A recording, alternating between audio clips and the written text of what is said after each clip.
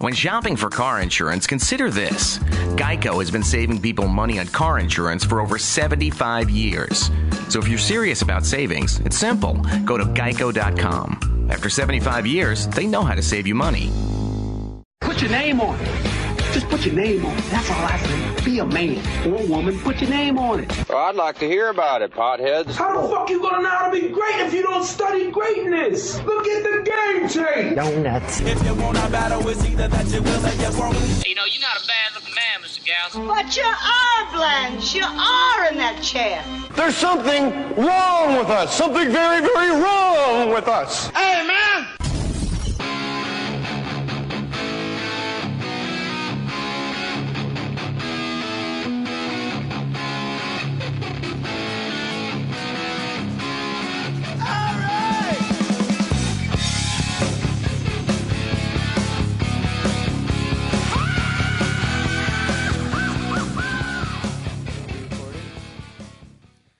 More Stories Podcast 301. I don't know what the number is, Edward. You don't know? Eddie Ifft. What's your middle name, honey? Charles. I like that. That's strong. Edward Charles Ifft the Third. Eddie and I do one of these things every time we get together at Eddie Ifft on Twitter and the Talking Shit podcast, of course. You and I always do this thing where we start talking and we both have to tell each other, don't save it for air. Yeah, because we always say the good stuff beforehand, and now we have nothing to say, except that I'm in Chicago at the Laugh Factory May 21st, 22nd. Slow that down, honey. May 21st, 22nd, I'll be at the Laugh Factory in Chicago. That's cool.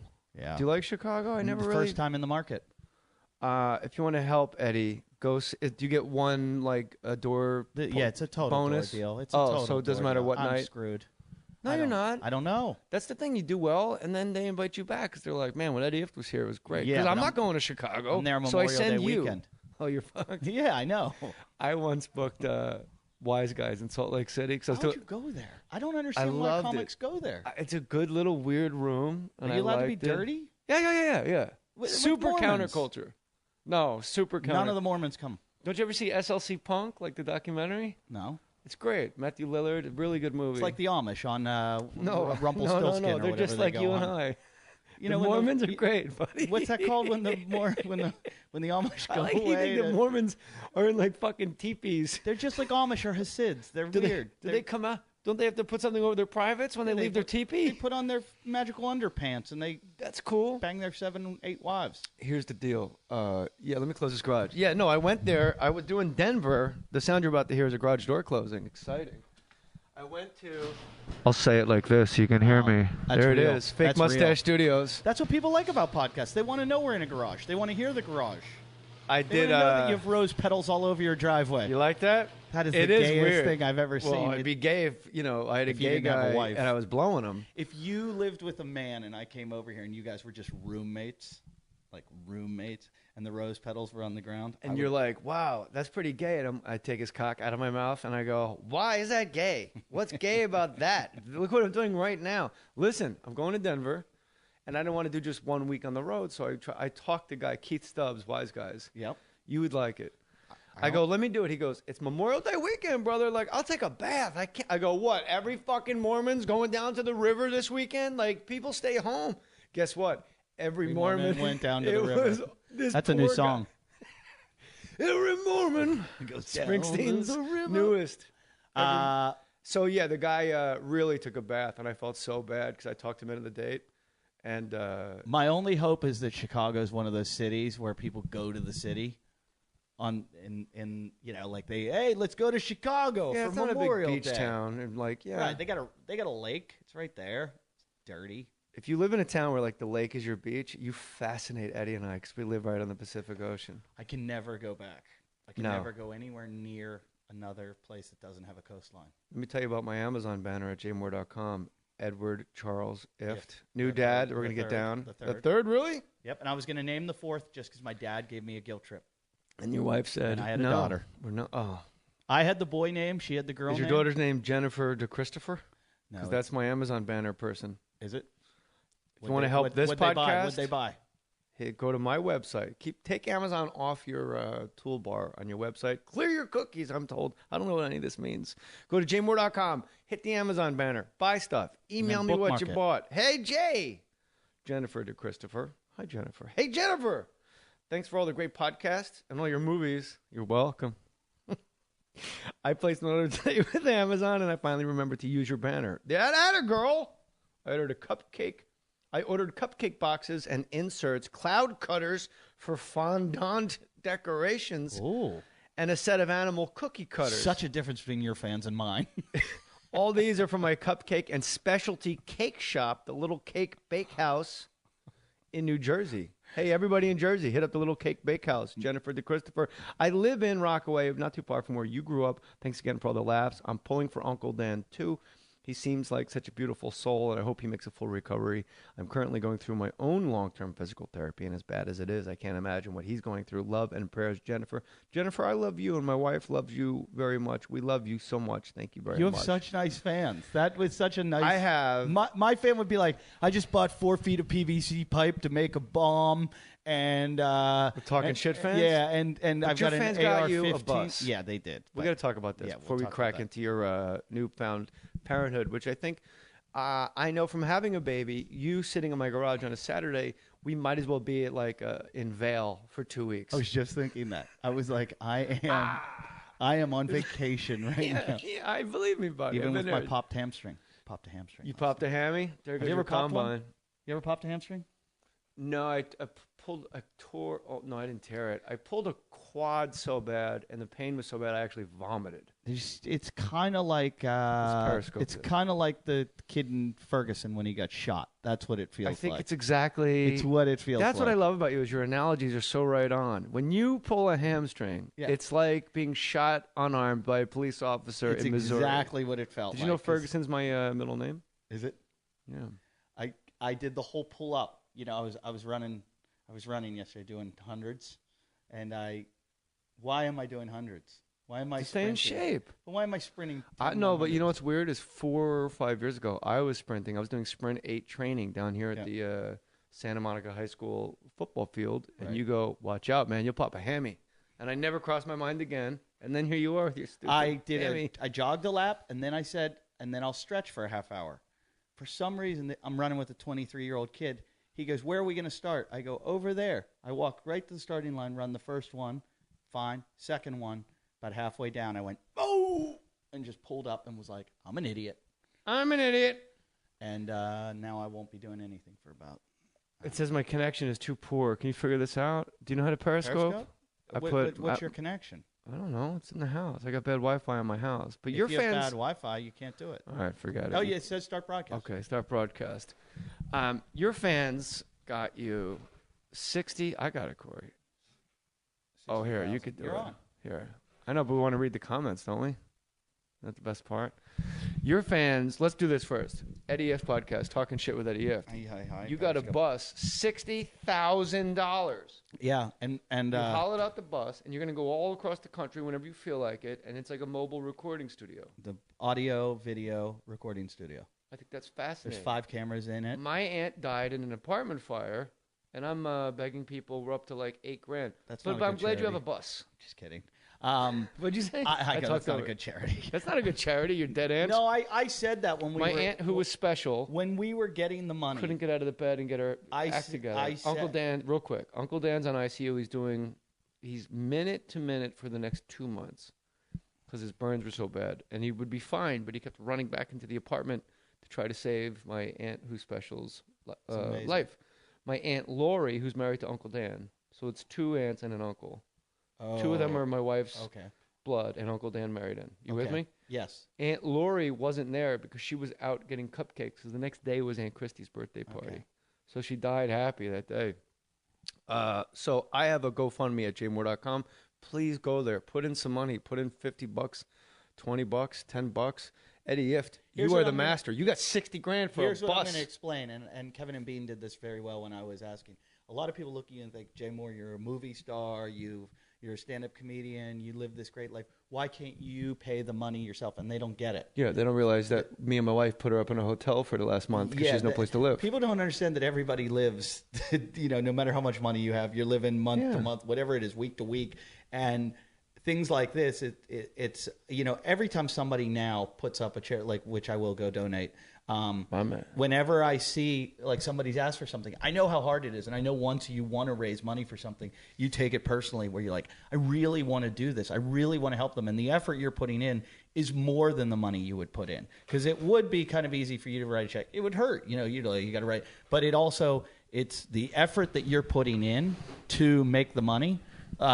Is more than putting the money in. So you're also getting other people involved. And I don't want to sound cheesy, but you do feel good. Like I feel good when I go into anyone's Kickstarter and they raise the money and it's successful. Yeah. Here's the thing too, and I'm appealing to the middle class, the workers of the country, because their insurance payout was so ridiculous, and it's just amazing. Like we all have like fire insurance, earthquake insurance, flood insurance, and then their apartment is gone. It's a scam. It's cinders and ashes. It's nothing. There's nothing. All the possessions they ever owned, gone. And then like an insurance company goes, hey, here's $24,000 for the rest of your fucking life. And you're like, wait, what? Yeah. Like I got to go get a new place to live. I got to buy furniture. It's a giant scam. I have to buy soap, towels. If you're rich, sprinklers. If you're rich, you can lots buy of sprinklers. really good insurance. If you're poor, the insurance you have is probably my dad's in the insurance business. Your insurance is probably horrendous, and it doesn't protect you like you think it does, and it says it does, but they're going to fight you all along the way. They're going to give you the middle as little class as they takes can it give you. right in the ass. It's a total scam. I like what Carlin said about. He goes, the rich do the least amount of work, they get all the most amount of money. The middle class do all the work for very little bit of money, and the poor is there just to scare the shit out of the middle class. But the best tag goes, make sure they keep showing up at all those jobs. And he says jobs like cancer, like ugh, like man, jobs. Well, as far as the insurance goes, that won't do anything. So how do we raise more money for this GoFundMe? Because you had a 24-hour podcast. I did a 24-hour podcast. I remember watching this. It was amazing. It was a train wreck. It was an absolute Not really. You raised $60,000 for a bus. But people were doing. How many people died in a fire on this bus? Well, in the future, there will be a lot. Fair enough. Yeah. Okay. I mean, there are definitely going to be deaths. We wrecked it yesterday. Where were you? We were meeting with a producer because it's going to hopefully be a TV show. We're meeting with a producer somewhere down in Marina Del Rey. I don't bring the generator with gas. I bring the wrong generator, so we can't even start it up. So it a grill? Machete, who you know, Ernie, Machete goes, I saw an outlet over by that building. I'm going to go park it under the building. Just bring the producer over. He can come in and see the bus. So he's pulling the bus up, and I'm telling the producer about, like, the guys that work for me are all called Mongs. I call them the Mong Tourage, and they're just you have a Mong cast and the whole thing. Yeah. I go, I know a lot about you, Eddie. So I'm like, these guys are idiots. They're idiots. And I'm like, you'll see. Sure enough, I see Ernie as he's pulling the bus up to plug it in. There's a roof that comes over the building, overhang. And the bus just takes the roof off. And I'm sitting there going, oh. Well, we should get out of here. No. Yeah. So we plug in, and we're sitting there because it's like back in this old place where I'm like, no one will see this. You got to worry about power lines usually, probably more than roofs. My grandfather had a coach. So we're in the bus. I'm showing the producer everything. This woman comes out, that's like a cleaner there, and she starts kind of yelling at us. And I go, don't worry, Machete's got it. He's real cool about shit like this. Because he is. He'll park in somebody's parking spot, and we'll be eating lunch. And they'll come in. They'll be like, you're in my spot. And he'll be like, all right, as soon as I finish, I'll come out and move. Nothing phases him. So he goes out to talk to her, and then like the handyman comes out, and all of a sudden he gets on the bus while we're all standing on it. He starts driving. He goes, we got to get the fuck out of here. The cops are coming. Because of the bingo bus. Yeah. So it will. You said to me off mic, and we were like, we'll save it for it. How many people we got on the Periscope? 156, I'm going to say. I bet more. 140. Yeah. Comments? That's good. How many forehead comments we got? None. Any really? But people want to see close-ups of the pictures. There's, see? Go ahead, walk around. They want They want to see inside Fake Mustache Studios? They also want you to do Pesci. Hey, you stuttering fucking prick, you. You know, Nick Swartzen was supposed to do the podcast Thursday, and he's canceled 8 times. Yeah, it's like Nick. He just did mine, though, 2 weeks ago. Well, good. I'm happy for you guys. My bus goes to them. He says, how about Wednesday? I do the pod. Let's just lock in Wednesday right now on a text. I go, okay, but will you? I actually want. I don't know how to do a screen grab on my phone, but I would have, and I would have tweeted it. Yeah. I go, okay, but you're gonna show up. You're not gonna rip my fucking heart out, are you? And he goes, don't be a dick. I'm gonna be there. the day of, he goes, hey, I got Clipper tickets. I'm going to go support my boy JJ Redick, so we'll move it. And I go, I knew you were going to cancel anyway. I'm sure there's going to be people there way more famous than me, and you'll be on time for them, and you'll have a great time. And he goes, don't be an ass. I'm not a fame whore. And I go, then why'd you put JJ Redick in your text? You could have just What did he say? You could have just put Clippers Game 6. I'm glad you called him out because I tweeted, my friend Nick Swartzen canceled Mohr Stories for a world record 8th time to go see the Clippers. Go Clippers! ! Go Nick! And then I put, seriously, Nick, keep going. And my wife's like, you can't have him back because he's just going to you're going to make yourself crazy. Like you're Charlie Brown hitting a football. I hate to say this, but I'm glad this happens to you because I thought it just happened to me. No, he cancels unless he sees somebody famous. No, and yeah, I'm talking shit about my friend. But I fucking had it. You're on a much bigger level than me, and it still happens to you. You raised $60,000 for a bus. I got dead family members. I'm at 8. I'm locked. Why am I secretive? No, I don't want to know screen grabs. Yeah. Let's talk about this instead. Right. You said to me outside, you're like the most secretive guy, and nobody knows these things about you. And then we were tripping out before we started recording. I said, my wife is the one actually that pointed this out to me. I have more reputations about me that are completely not true when you get to know me. Because you're secretive. All right. When my wife first met me, like hair and makeup people were like, wait a minute, you're going out with Jay Whore? Wow. Be careful. And I'm like, what? Like, all I used to do is smoke pot and go back to the hotel and jerk off and then watch SportsCenter. How many women do you sleep with in your life?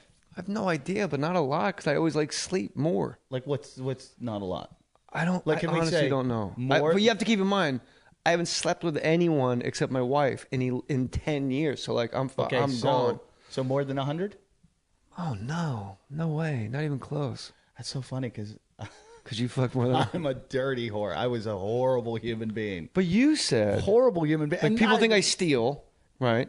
And people think I'm just a flat out asshole. You had that one instance. Well, it had a lot of legs because it was the head of the snake. It was the top of the totem pole that said it. That I'm not going to say anything, whatever. And a person I admire and like. But you said, why am I secretive? Here's why you're secretive.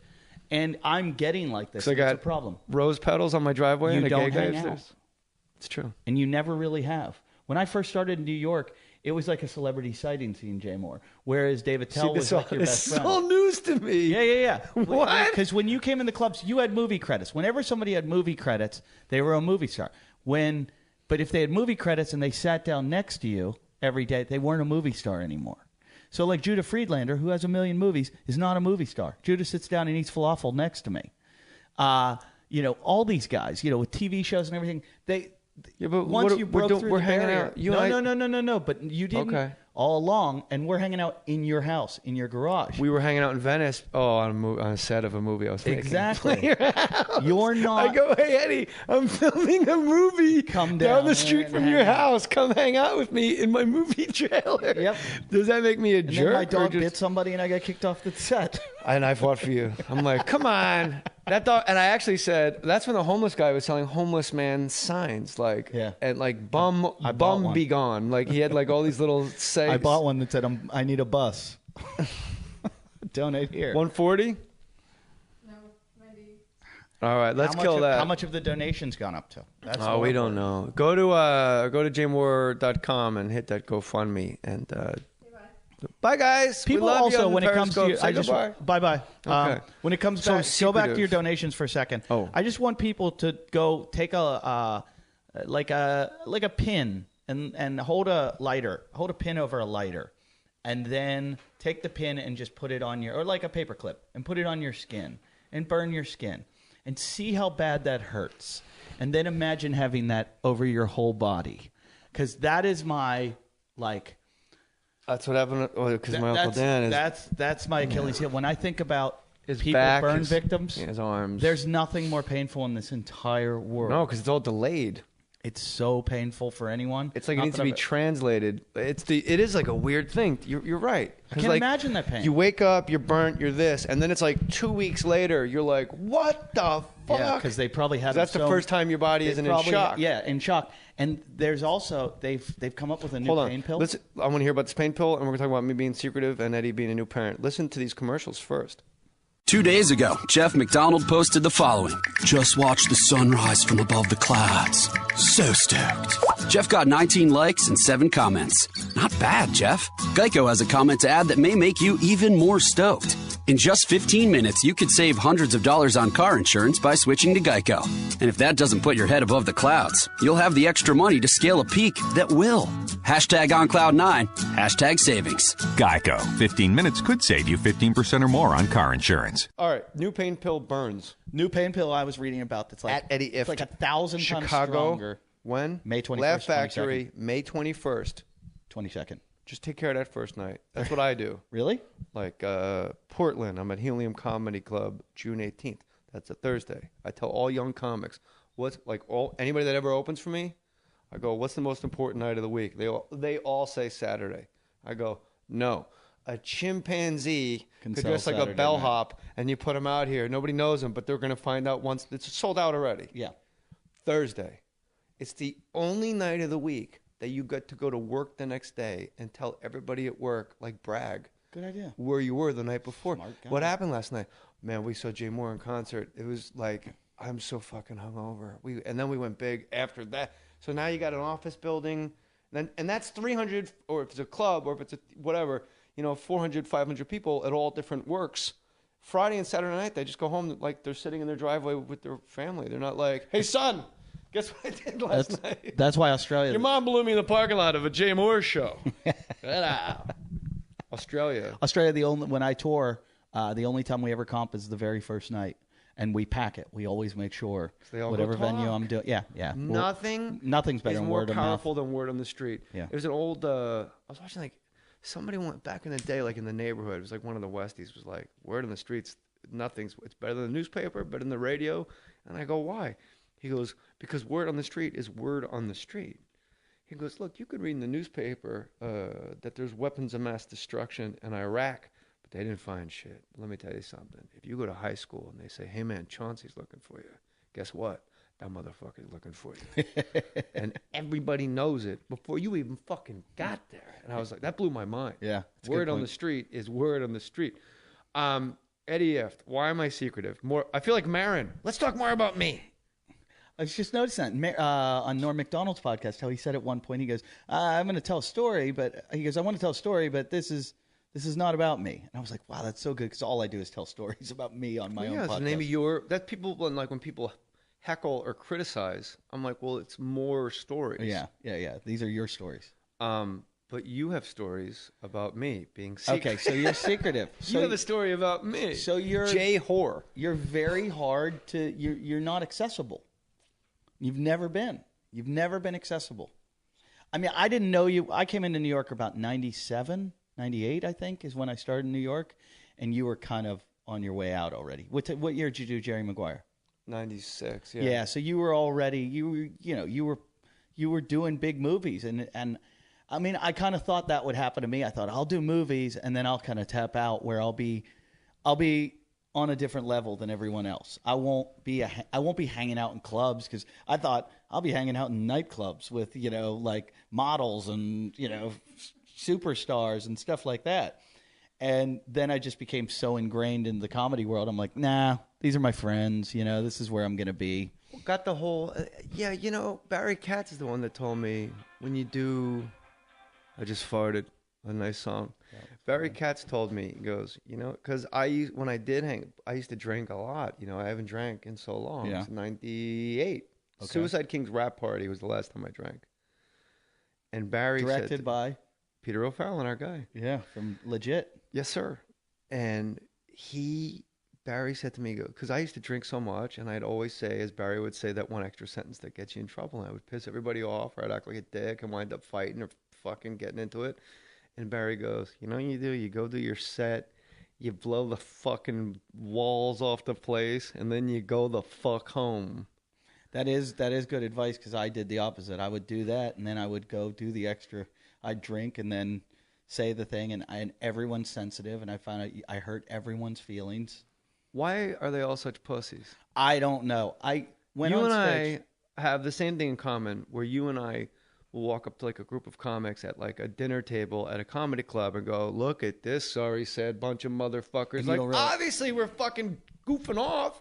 I can't believe how many people And have then told me years years later. on a podcast, Yep. I meant like Doug Stanhope called me a cunt on Rogan because once at the fucking Comedy Store I said nice car. I'm like, Stanhope, you're supposed to be the fucking guy that's holding a torch for Bill Hicks's Next Generation in the relay of brilliant comics. You know what, Stanhope? You're a fucking cunt. And I think you suck and you're overrated. Fucking, why don't you stop drinking and do a little more writing and you wouldn't be doing bars in fucking Bisbane. I'm a big Stanhope fan. Fuck I'm a him. huge Stanhope fan. I'd be a fan of his too if like behind my how am I on topic? Why am I a topic? But I can see that you coming in and you go, nice car. That would hurt. The last time I saw the guy, I was doing shots with him and his mom. Oh, I was going to say. At the Melrose Improv. Because he is a sweet guy. Hold on, but that puts us at like 95. That's how long ago, because I was drinking. Okay. So like it's me, him, and his mom fucking just getting hammered. Then maybe he felt like, and this is what happens to me, maybe he felt like you guys weren't good enough friends for you to say nice car, whereas like if you said it to me, I would laugh because we're closer. Because here, I've done it. One of my friends, I went on stage at the Improv. This guy's supposed to be Bill Hicks. Everyone's like, fucking Stanhope is Bill Hicks. If like, you said it to me, you ask any comic, name your top 5 comics right now, I'm going to say 65% of those comics, Stanhope's between 3 and 5. Yep. Well, then, fuck, you think Bill Hicks gives a fuck? No, because he's dead. No, but we're all sensitive. Nice car? I do the same shit. Hey, your baby's fucking cross-eyed. That's something you say, go fuck I'm worried yourself. that she I know I got a is. cross-eyed baby. Leave me alone. Nice car's like a layup. Why of did nothing. you? Have you seen her pictures? Being a parent. No, don't change the subject go yet. ahead. I want to get to this because I've done the same thing. I said to a comic, and way worse. I was on stage and I was hosting my own show with all the fans were mine at the Improv, and I said, "Hey, we got a great show tonight." I go, "Some of the comics are amazing." I go, "Some of them suck," and I go, "Some of them," and I'm clearly joking. I go, layup. and then I go, "I'm just joking." I put on really funny comics tonight. I go, that's why I didn't put on so-and-so. And he was sitting in there in the crowd. I go, I didn't put him on. And I go, because everybody's really funny, except for, and I kept saying his name. Was he on this? He's sitting in the audience. Oh, he wasn't on the. He was on the. See, lineup. I think it'd be funny. Like if the guy was actually doing a set, I would hit that but guy. this was more fun to hit him than he was in the. And he's my friend, and he's one of the funniest guys in the world. And he hates that I always You're not going to say his name? I just called Doug Stanhope. No. I don't want to do it because he's sensitive. I just fucking called Stanhope out. Finally, this has been Stanhope brewing for has 3 a years. massive career. This guy doesn't. Really? And so that's what it was. He was like, I'm trying to make it in this Stanhope's business. banging out those one-nighters. Stanhope's going to be a legacy. I mean, he is a legacy that people are going to know. He's going to be a legend. Can I tell you something about Doug Stanhope? Every time he's ever been on television, it's on my goddamn DVR. You know why? Because I watch him do stand-up and I go, this is fascinating. I'm watching somebody that wrote well, and I'm watching them like bring it out. And I can't write as well as this person writes. That's why my wife writes my fucking act, because she's smarter than me. And Stanhope's a guy that I watch. So like, just the fact that he's on some podcast and like it was a 14-year-old fucking 18 now. Yeah, but I've had people say shit to me that like it's weird. Like Aziz pissed me off. Aziz said something to me one night. It just fucking got under my skin. I was sitting at the Comedy Cellar and Esty said to Aziz, she's like, "Oh yeah, Eddie just got married and he just did shows in India." And he went, "You went to India?" He goes, "You did shows in India?" He goes, "I haven't even done shows in India yet." And I took it as though, because I can get sense, I took it as though he was saying, I'm so famous and successful. They haven't sent me, Comedy Central sent you. They didn't send me. Right. And what he was saying was like, he was joking, like, I'm Indian. I haven't performed in India. Yeah. But I looked at him. I was like, oh, do you have to fucking do everything? Like my snapback was. Yeah. And him and Joel McHale, if those two died, 40 comics would get work. Well, you also have to add Kevin Hart and who else into that equation? Right? Black guys. Hannibal. That's a Hannibal, but that's a separate whole cult life. I had Hannibal on my show the other night, and I was telling him, I go, "You're the accessible Hannibal Lecter. We're talking about. You're the accessible black comic. Huh? What? Hannibal's the accessible black guy. He's the black guy that Hollywood's not afraid of. They're like, so he's not Jay Mohr. He hangs. He hangs. Hannibal is a good hanger. But the whole conversation started because you said you lost weight. I go, yeah. The reason I started losing weight was because I was smoking, but now I quit smoking, and I'm afraid of getting like fat. So I'm just banging out the weights in the garage. And you're like, you look good. You're so secretive. You are secretive. How is that secretive? Why can't you go to the gym with a bunch of buddies and hang out? Because it takes an extra hour out of my day. I could just come downstairs and literally with no shoes on in my pajamas do flies and fucking press. I do the same thing in my garage. Do the whole thing. And skull crushers and push-ups and bang them out. I have a whole CrossFit gym in my garage. Yeah. I do, you would think I was in like the 1950s. Yeah, I do I know push-ups what you're and doing. curls and I fucking get in my truck and I go home. I can just How about picture, push-ups works every goddamn thing in your body? I picture you hanging a side of beef and punching it in your garage. You are old school. To prep for my big fight against with Doug your Stanhope. pinky ring. This is my mother-in-law's. I got it. But I like that about you, that you call out big names like stand-up. You called out Louis. You know, here's the thing. I never good. called out stand-up before. I always kept it under my hat. But it's like a thing. Every time I would watch, we'll just say it. You and I know this. So we'll let people behind the curtain. Every time Joe Rogan Ustreams his podcast. Right. And I've never said anything but like A+ glowing things about Joe Rogan. I always go, he is the Vin Scully of fighting. No one's better at what they do than Joe Rogan. And that's podcast, stand-up comedy, and the announcing. And then when I go on, I used to watch his podcast, and I just kept coming. This is obviously 2.5 years ago. I'm not holding on to it. It's just something that came up organically, you and I. And it would be like, I know Al Madrigal doesn't like him. Like Joey Diaz would like chime in, and I'm like, wait, they're talking about me again? So every time I would watch, they would talk about somebody that doesn't like me. Mm-hmm. And then it was the stand-up thing. And then I just like, you know what? How about I stop watching? And the whole thing with fucking Bert and all that shit. Right. I'm like, why am I fucking bothering everybody? If I don't hang out, why do I travel so well if I never travel anywhere? Because if you don't hang out, like if you hung out, I don't go anywhere. I don't bother anybody. If you hung out, I support comics constantly. You do, and you've always been good to me. But there's something weird about the hanging out. Like Rogan hangs out. You go to the comedy store, he's there, he's hanging out, he's friends with everyone. You don't hang out. You never hang out. And I'm getting like that, and a lot of it has to do with having a family. I got a wife and kid. I live way up in the middle of, that way. Oh, would you go Calabasas? Right between Malibu and Calabasas. County line? No. You don't want to say it? No. I'm about sorry. right by Pepperdine. I'm right up the canyon. That's fucking great. Yeah. And I'm in the middle of nowhere. I go hiking and I surf every day, and I live my life, and I love my life. And so it's hard to go hang out in a comedy club. I'd rather be home with my wife and my baby. Yeah. And so, but that is the hang. But even when you didn't have a wife, you weren't a hanger-outer. You went home. Yeah. Because you got a mouth on you and you're a troublemaker, and Barry told you to stay away from it. And Barry should have told me to do that. But now that I'm not going out, I mean, we're going on, 12 years not going out, not hanging out. Yeah. Married. I don't fucking look. I've never looked at a woman twice. Do you go to events? Decade. Do you go to events? No. See, you should. I don't want to. But you should. It's good for your business. It's good for your sanity. It's good Everybody for wants you to golf. Oh, fuck golf. And I'm like, I'm not golf. Golf's gay. It's not gay. Gay Everything and not isn't the cool gay way. Not like the ass fucking gay? cool guys way. Blowing guys is gay. That's gay. That's the cool gay. That's yeah. Yeah, it is I mean the cool. gay that's like gay guys going, that's gay. Like gay guys see golf and go, that's gay. How does a guy like Eddie Ifft? Golfers, you are an angry gay guys look at golfers and go, those guys wouldn't even suck a cock. That's how gay it is. Do you know why I started smoking? Because you wanted to suck a cock. Yes. Really? I must be. Let this dog, and she's making us stay. Oh, you know what? Let's keep them, and then we'll periscope with puppies later.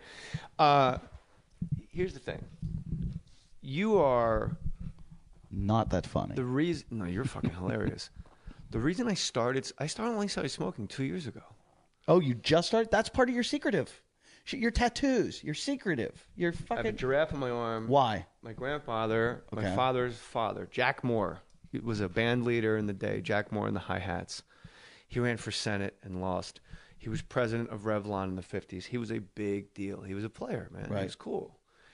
And he always had giraffes in Upper Montclair, New Jersey, and they had this beautiful room overlooking the Manhattan skyline from the hill in Upper Montclair, New Jersey.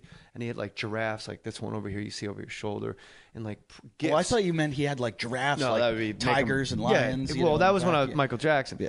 Well, He always but John Wayne, like when you met Jack Moore, like you bring him a giraffe. It was just like an okay. Ray Bolger, Jane Mansfield, like there was giraffes from all these famous Hollywood elite. I have the same thing. People do that with me. They bring Corona. Corona? Yeah. You like Corona? I like Corona. You know, I haven't drank in whatever long years. You'll have a Corona with me. If you blindfolded me, I would get 18 out of 20 beers. Right? Really? I know what a Corona, like right now, I know what Corona tastes like. So I want to hear about more of Jack Moore. So Jack Moore was in his hospital bed with awful, terrible, terrible dementia. And we were just taking turns watching him, waiting for him to die because he didn't know where he was, what town, anything. And then I'm watching him and he opens his eyes and goes, JJ, do you know why I collect giraffes? Like completely fucking lucid. I go, no, Pop. He goes, a giraffe has to stick its neck out for what it believes in. And if you're going into show business head first, like I know you're going into show business. I've been doing stand-up like 4 years. He goes, you're going to have to put your neck out there a lot. You can always live with a decision if you put your neck on the line. Even if you're wrong, you went for the high fruit, not the low fruit. Stick your neck out for what you believe in. Respect will always outlast cash. Okay? I said, okay. And then literally like drooling. Like he just snapped into it, told me that. And then when he died, I got the giraffe tattooed. And then when I was doing movies, they'd go, here's $500,000 to do 1-800, call ATT. Remember all those collect calls? Yeah, and you said no. I said, fuck yeah. And then I looked at the tattoo and I was like, I can't. No. And they get like David Arquette and Carrot Top. Yeah. And you look back and you go, oh, you know what? I had a divorce, so she would have had that money anyway. So it all worked out. Oh, that's good. That's a good thing. I'm glad. But now, when you have a child...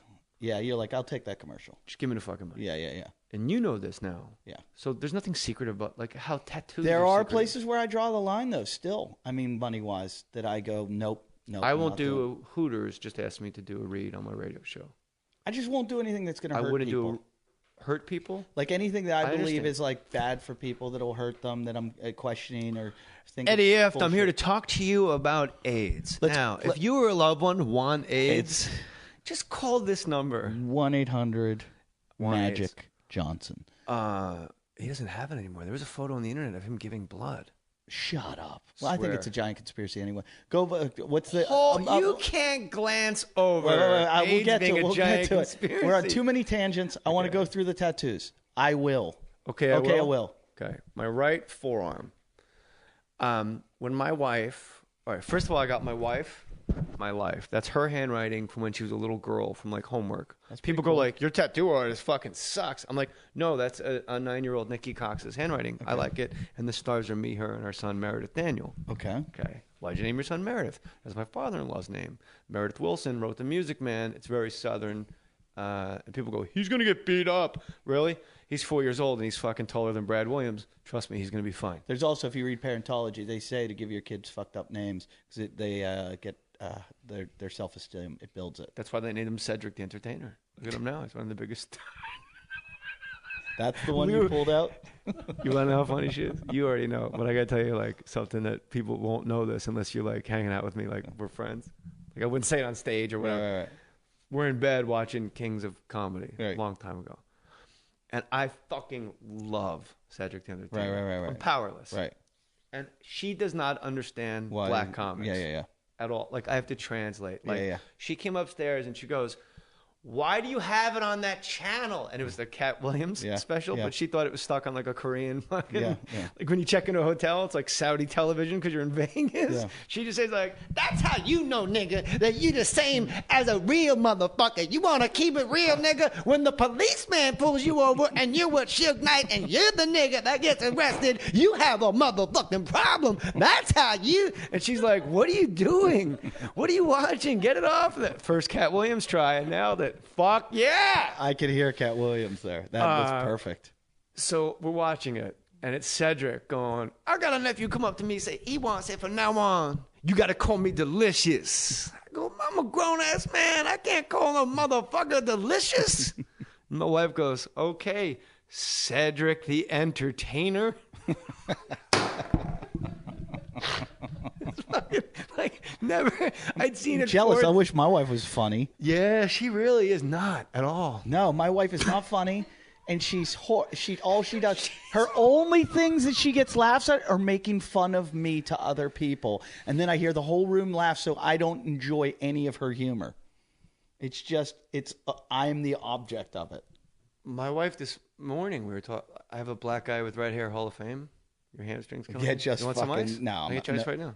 No ice. Ice is done. Ice is old. You want a hot thing? Compression. I'm wearing compression tights. You look like you got a fucking blood clot and you're about to fly. I don't know why I said that like Colin. Look at you. Flying like the Lakers do. They all wear their... Look at you walking around with a... I don't want to say the name of a product. Fucking pay me. You want me to say the name of your shit? Is anything ever going to happen for Colin with his Twitter? That's amazing. Is he going to get something? I would say it's the actual best follow on Twitter. Oh, by far. At I am Colin And to Quinn. watch the people get upset with him is amazing. You know, gang, I think at the end of the day, we can all agree that Muammar Gaddafi was a man that had some out there ideas, but really just misunderstood, right? And people are like, what do you... I like my favorite response. He retweets the hate responses. My favorite one is, if you love Egypt so much, why don't you fucking kill yourself and move there? Like they got the order wrong. Yeah, so my wife is funny, like crazy funny, like insane funny. And she's actually incredibly smarter than I am. So like my last special, Happy and a Lot, that she wrote the entire 60 minutes, like there's just words that I would never think of and like. So what you do, you conceptualized everything, then she went back and rewrote it? No, I wake up, she's an insomniac, she hands me a notebook and goes, I think this will work. It's about irony and how people that are ironic are just assholes. And it's like single page. I agree with her on that. And it's in my special, like people are like, that fucking irony thing's amazing. And I didn't write it. Like I would never think that, because it's a weird concept. It's not weird. It's a great concept, but it's not one I would, it's not down the middle. Let's put it that way. Like if I'm wearing a Hello Kitty t-shirt, it's because I love the fuck out of Hello Kitty.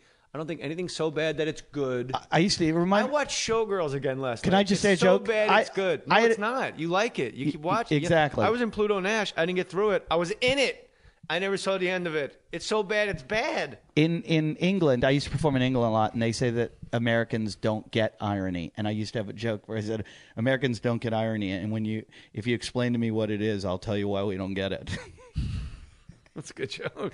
And it's I get that though, but that's not true because there are some things that well, I guess you're right. I bet my wife easily could make $100,000 a year punching up people's specials before they took it out. Can I? Is she available? Yeah. Mm-hmm. God Ralphie May came up to me at Kevin and Bean and goes, I saw your special. Goddamn, I knew your wife was funny, but I know it was a motherfucking callback machine. Jesus Christ. That was a callback clinic, J. Moore. I don't give a fat baby's dick.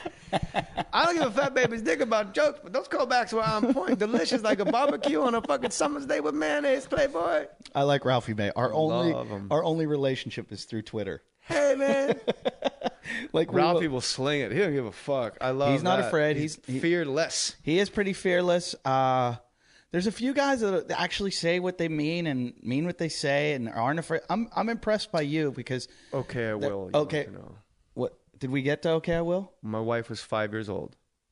She had to write a book for school, like a kid's book, and it was a heart that was broken down the middle, crying, and it said, "Please love me." Next page, same heart. "Please love me." It's like 7 pages of this heart crying with a crack through it. "Please love me," and the last page. Another heart was in there, and it just said, "Okay, I will." So I got "Okay, I will" tattooed. Because you basically... Whatever the fuck you want. Okay, I will. Everything's okay. We're together. We got this. Wow, sounds like you got a pretty strong relationship. Yeah, you on the other hand. Let's talk about the baby. They say a baby, really, it's what, aside from money, having a child really can be the biggest wedge in a relationship and just drive two people in different directions. But us, it made us... It's hard. We're good at it. I thought it was going to be a lot easier than it is. Like, let's have a baby, we're married, and then everything will be better. And it's like, no, I didn't now we only have 2 hours of sleep, and we're crazy. Yeah, and my wife loves sleep. I don't need sleep. I can sleep 4 hours a night. Me... 3, 2... I'm fine. Yeah, I can figure it out. That's weird. I know where to find sleep. I'll sneak it. You're like a Navy SEAL. Yeah. You're a good napper. Yeah. Catch up. Wherever I need it, I'll get it. But her, she needs to be in bed at a certain time, and the baby just wakes her up sometimes.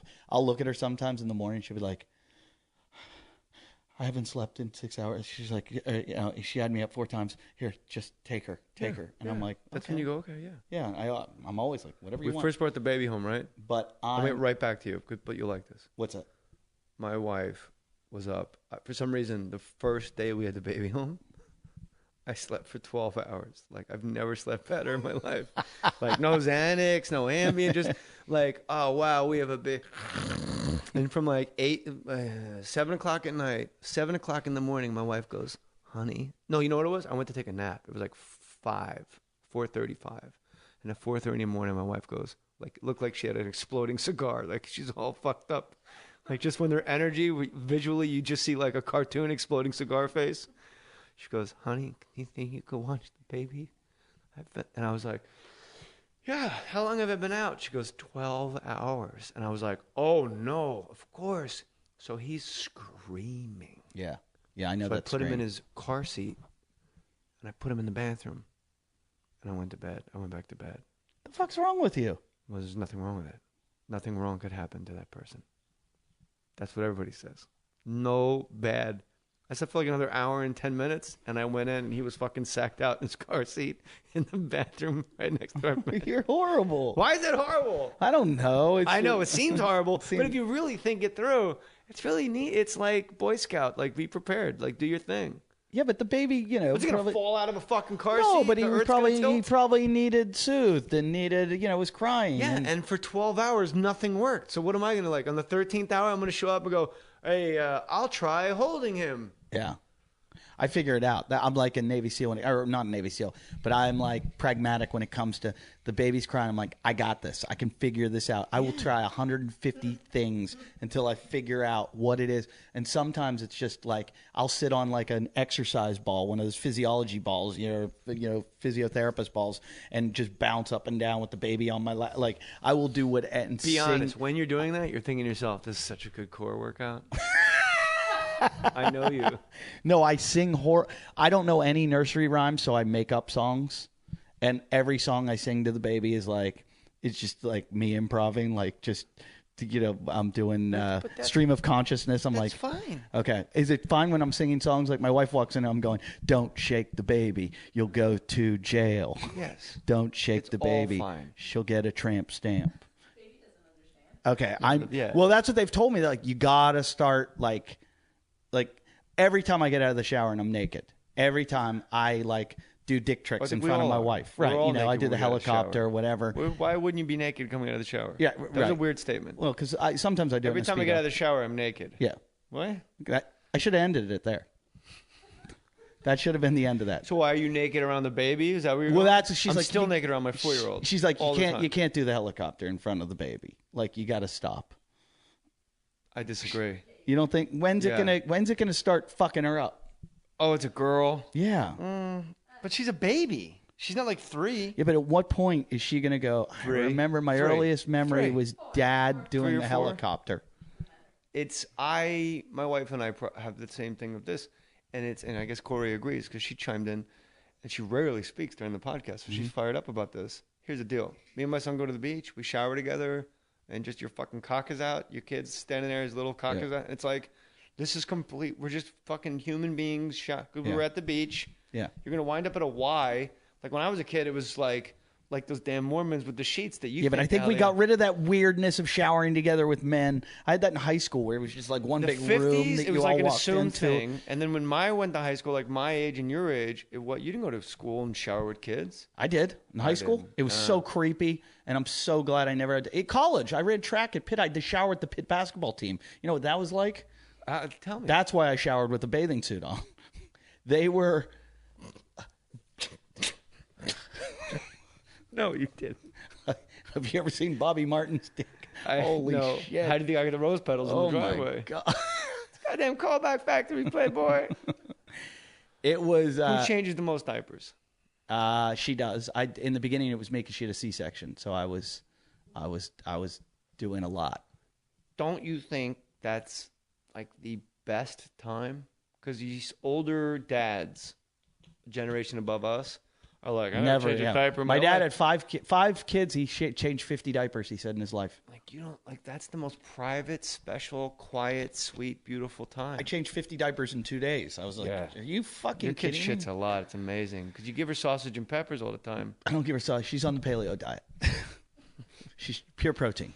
Natasha Leggero's got that great joke that she doesn't even use anymore. Oh, you told me this. It's an incredible joke. Having a kid is like getting a DUI from the universe. And I did a gig with her and Whitney Cummings. Like we all had this weird corporate gig in Palo Alto. What was Whitney's great joke? I don't know. I haven't seen a lot of her stand-up. Honestly, I just haven't seen it. And then I said to Natasha Leggero, I go, I'm just coming out of a massage, so I'm wearing a fucking robe. Whitney's on the elliptical. She wants her ass bigger for some reason. She had I know why. She had a new boyfriend. Kerry Rhodes from the NFL. Who was? He's a safety from the NFL that everybody thinks is gay. Right. And I go, Kerry Rhodes is gay. She goes, nah, when he's fucking me, he's not. And I was like, you know what? Fucking game over, done. Fair enough. But he's a brother, so she wanted a bigger butt, I guess, because he wants a bigger butt on her. Oh, I see. And Natasha was getting a massage as I was leaving my massage. Meanwhile, we all have a show in like an hour and a half. We're all fucking in bathrobes or sweating. And I said to Natasha, I go, you have one of my favorite jokes of all time. And she's like, I go, in the pantheon of jokes, I love this one. And she just looked at me like, she was very nice, but it was like, to her, it was just a joke. Like, never. Whitney Cummings has a great joke. I was just remembering. She probably doesn't use it. She said, and I hope I don't get it wrong. I loved the joke. I remember hearing it. I was like, that's brilliant. Because I've always tried to write jokes. It was about a DJ. And she said, being a DJ is So I'm fucking up. No, I'm already in. I know. Just being a DJ is the funniest thing. Yeah, in the world. and it was something like being a DJ is like being a DJ and it's like being a valet parker and acting like it's your car. You know, playing someone else's music. It's like it. But I'm fucking it up. But I just remember like that's brilliant. I always tried to do this joke about a DJ and I never worked about how. I was in Austin, Texas. There was a line like 5 times around the block to see this DJ because it was his record release party. And I said, I made mixtapes in high school. If I had only known. Yeah. That's all this guy's doing. Or like Paulie D from like the Jersey Shore. Yeah. He'll get like 50 grand. Yeah, I DJ know. Don't. You're going to get me more angry. Stop. I'm trying to hold the bitterness down. You know, contain the old expression, the bitterness. People have midlife crises. I'm having it. Because of the old. Because they have no career. Whose song is it? Is That All There Is? The famous old song. Right. And then they freak out. Like, is that all there is? But I'm always like, is that all there is? Okay, cool. Let's go. Like, it's fucking great. Like, just this. Yeah. I should. Nick Swartzen cancels. It's cool. You I get get Eddie Eddie Ifft. Ifft. He's got a bingo Even bus for better. 60 grand. Even better.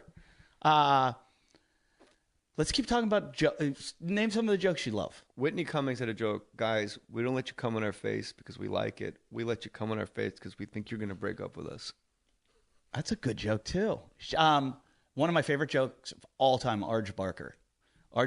These aren't. I thought we were doing. When you were saying Whitney and Natasha. No, but you said Natasha had one of your favorite jokes of all time. Natasha has one of my jokes that I like the most, and that is having a child is like getting a DUI from the universe. That's a great joke. And she doesn't even have a child. Arj Barker, that she one of the knows greatest, of. One of the best jokes I've ever heard is Arj said, my friend said, Arj, you better settle down. You're starting to get old. You should settle down. And he goes, are you kidding me? If this showbiz thing goes well, my wife hasn't even been born yet. That is one of my all my favorite jokes are like long. Like I like that. Oh, I like great one-liners.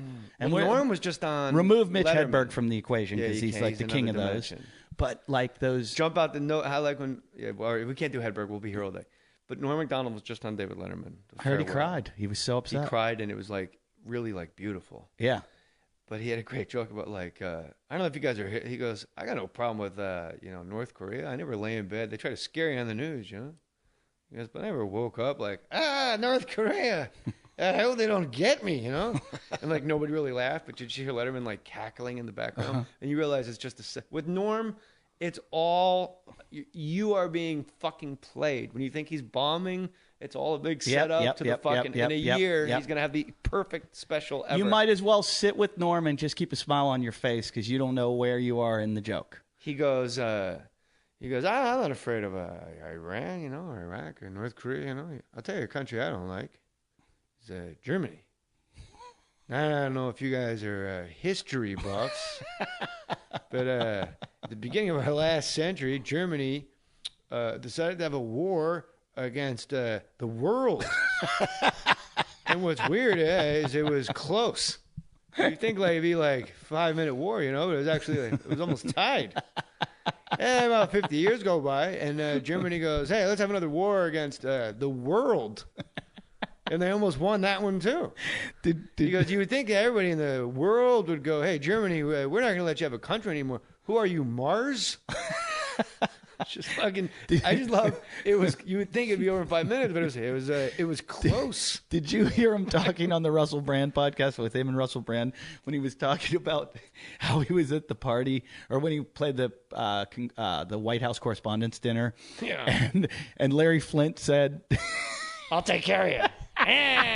Right? I'll take care of you. He goes, when a guy says, I'll take care of you, you think you're going to get if he owns a grocery store, you think you're going to get some vegetables. But Larry Flint, you think you're going to get some crazy kooky girl and you're going to get to have sex with her. And then Larry Flint's going to come in his wheelchair just whacking off. But he does like an impression. The guy jacking off. Larry Flint fucking. That was an amazing experience watching Russell Brand and Norm Macdonald because, in my opinion, I think you and I are kind of together on this, two of the most beautiful human beings, comedically, aesthetically, just to look at. You just look at Norm, you kind of can't stop looking at him. Like people go hey, Norm, but nah.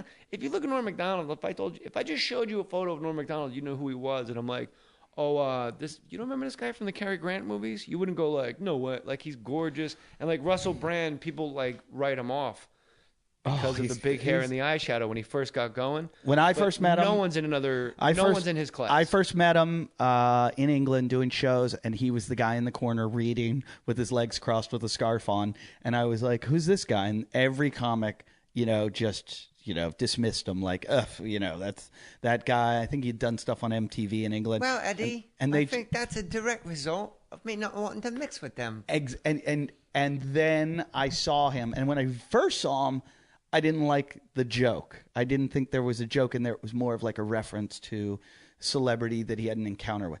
But then I just saw him elaborate on things and discuss things, and he could make anything funny, and his choice of language. Complex, he's so phenomenal. He's so far above any other comic. I mean, he's in that top realm of. He's I watch Eddie Izzard, and I'm like, oh yeah, and I think Eddie's a good comic. But Russell Brand, if you want to learn, you want to see how the human language should be used, or the English language. I told you this already off mic. I do an impression of Russell Brand in my act.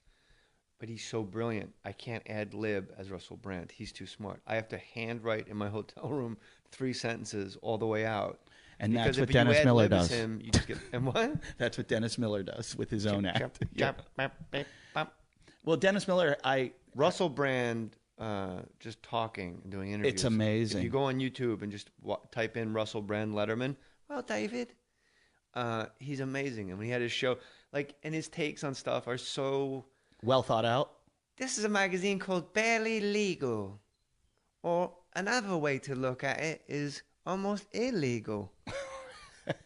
And then you get because you're you think he's going to make a joke how hot, they're 18, because he talks about fucking and shag. But then he's totally, it's this is disgusting. And he's barely legal. But he has such a good perspective on things, and it's I thought communism as a child.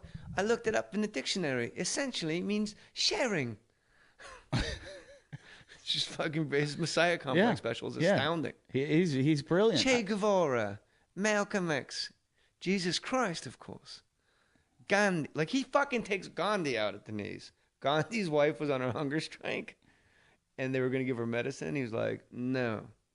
No, we're doing it. And then when he went on his hunger strike, they went to give him the medicine. He's like, yeah, I don't want this. I'm not going to die like she did. That's crazy.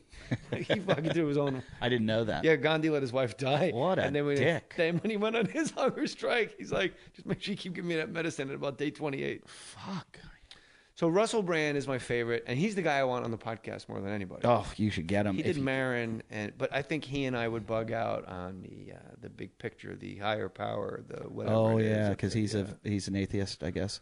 He didn't seem to be an atheist. No, he's not an atheist at all. He seemed agnostic. There's something bigger than us, and we don't know what it is. But he's all like, if you do acid, like we're all connected. Yeah. I'm on the Russell Brand thing. I think there's something. There has to be something bigger than us, but I don't believe you and it's I any together talking. Yeah, it's I don't. greater than before you came here. You were in a car. I was making oatmeal in my pantry.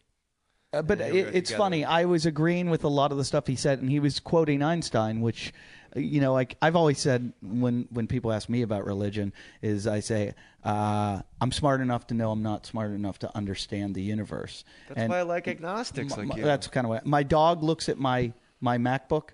She'll never be able to comprehend how that thing works. I don't comprehend how it works. But if I studied it, if I learned, and there are people, human beings that can understand. But a dog doesn't have the capability to understand the universe. I believe if we as humans don't have that capability, we don't know. We have no fucking clue. And we never will. Our brains aren't big enough to understand this thing that's so much bigger than us, so much bigger. And so I don't try. I don't beat myself up over it. I did for a while, and I just went crazy.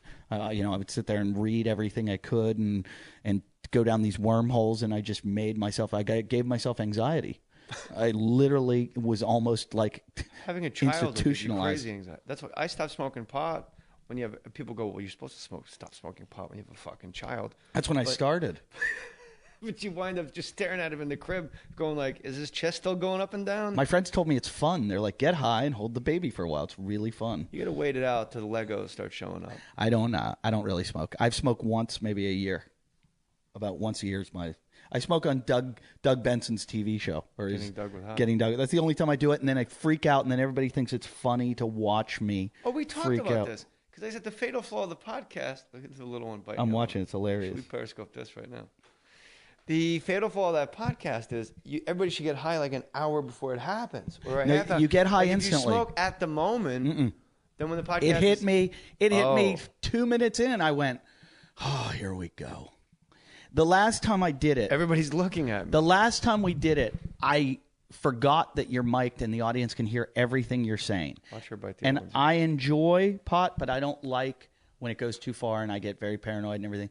So I look at the guy next to me, this guy Kasim G, who's a YouTuber, and I go, look, I'm having a really good time right now, but I don't know how much I've smoked, because he just keeps smoking. I said, I don't, and I'm worried that I'm having fun now, but I'm going to go home, and this is going to go way wrong. Have I smoked too much? And I hear the audience laughing, so I look over to see what everyone's saying, and I realize that they're all looking at me because they're all laughing at the fact that I'm losing my shit.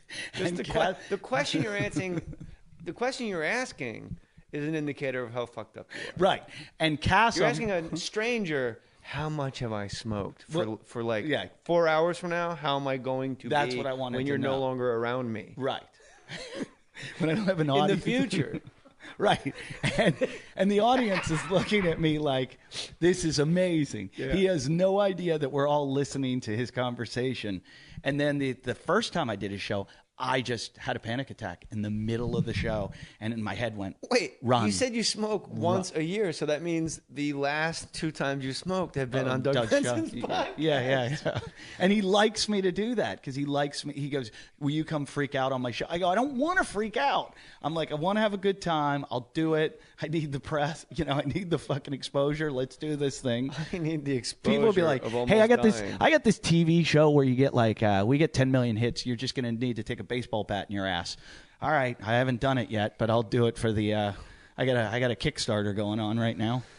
I do. GoFundMe, jmohr.com. Help my family if you could. And it ain't show friends, it's show business. I'm calling on my show friends. You guys, please. Fans are the best at these kind of things. I hope so. Your celebrity friends, they never come through on this shit, but your fans will, and they're good people. I did not give a penny to the bingo bus. I don't care. I told you that's idiotic. Yeah. So you don't have to give anything, because I know if I called you and said, I need you to come with me over to the valley, we got to move all this shit, I know you would come in 1 second. You're a good dude. Don't Yeah, sweat. I'd rather do something. All right, there's Mexicans I would have picked up at Home Depot and sent them. That's who put the rose petals on my driveway.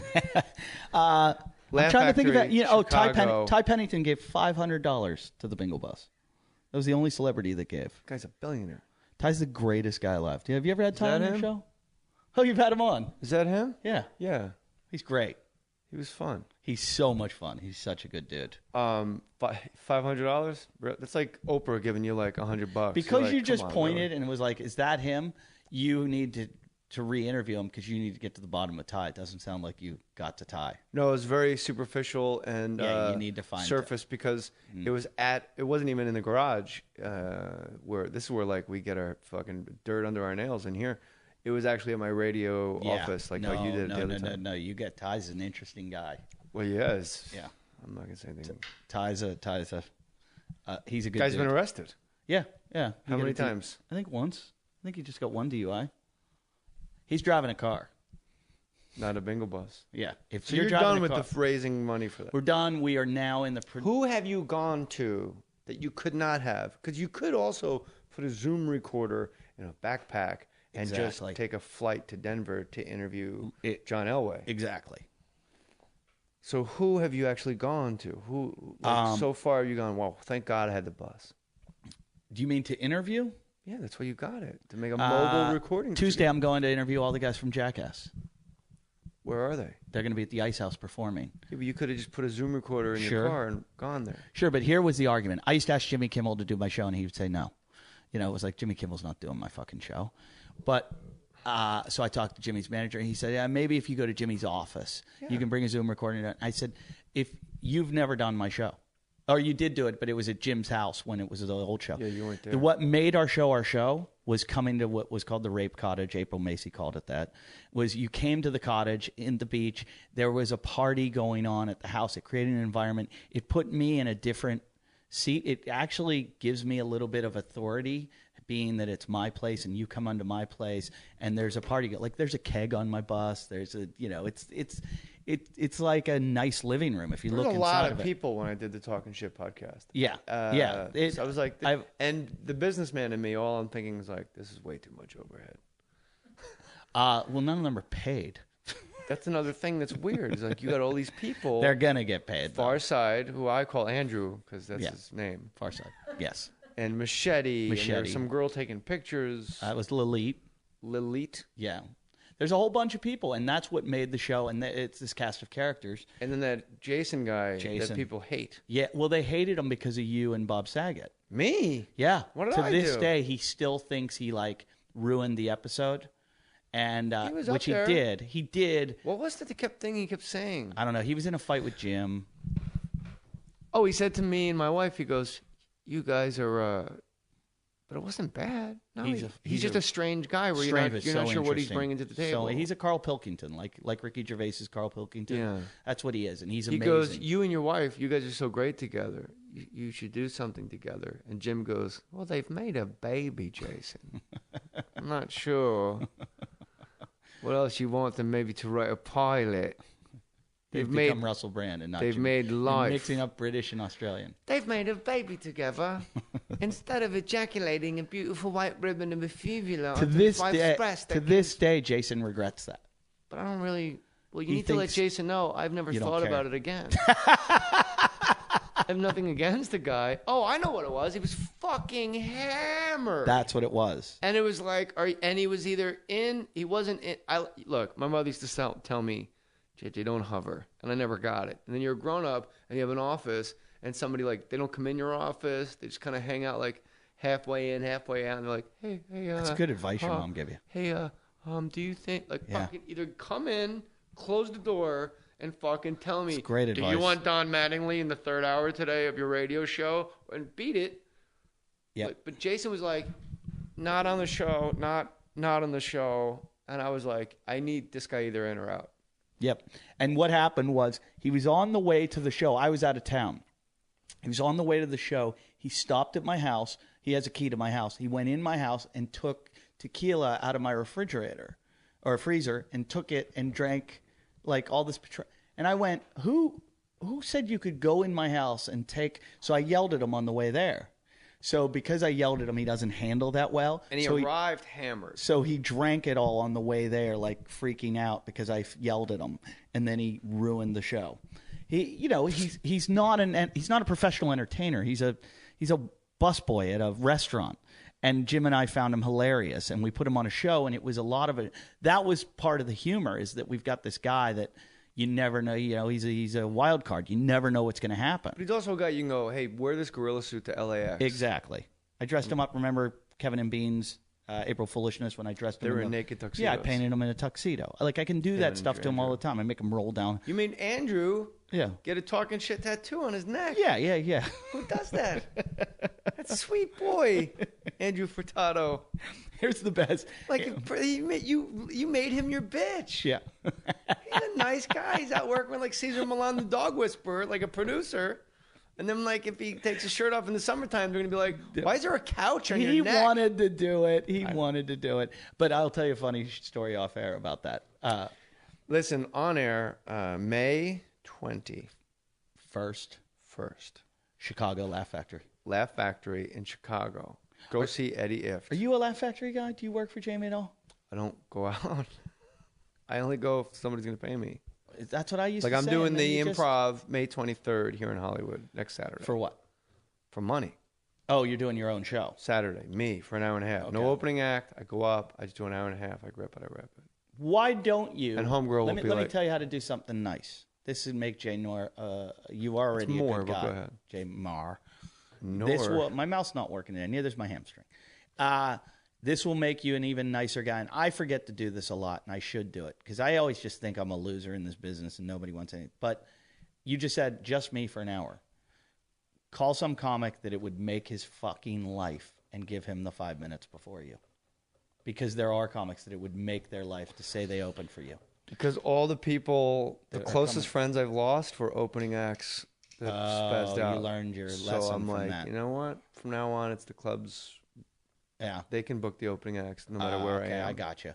Because every opening act no longer speaks with me because they don't like staying at Ritz-Carlton hotels on the road.